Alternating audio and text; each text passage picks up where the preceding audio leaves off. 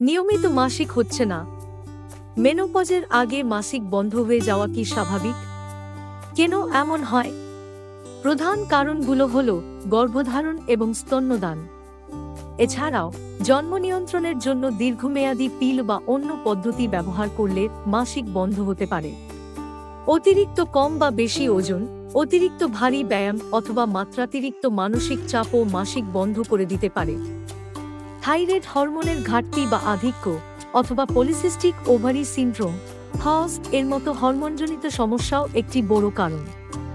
উচ্চ রক্তচাপ, অ্যালার্জি বা মানসিক সমস্যার কিছু ওষুধ কিংবা কেমোথেরাপি বা রেডিওথেরাপি চিকিৎসার কারণেও মাসিক বন্ধ হতে পারে। কৈশোরে মাসিক শুরু না হওয়ার কারণ হতে পারে জিনগত বা গঠনগত ত্রুটি। 14 বছর বয়সেও মাসিক শুরু না হলে এবং বয়ঃসন্ধির কোনো চিহ্ন না থাকলে দ্রুত ডাক্তার দেখান। যদি নিয়মিত মাসিক হয় তবে টানা 3 মাস মাসিক বন্ধ থাকলে, আর যদি অনিয়মিত মাসিক হয় তবে 6 মাস বন্ধ থাকলে দেরি না করে চিকিৎসকের পরামর্শ নিন। জীবনযাত্রার পরিবর্তন কিংবা হরমোন থেরাপির প্রয়োজন হতে পারে।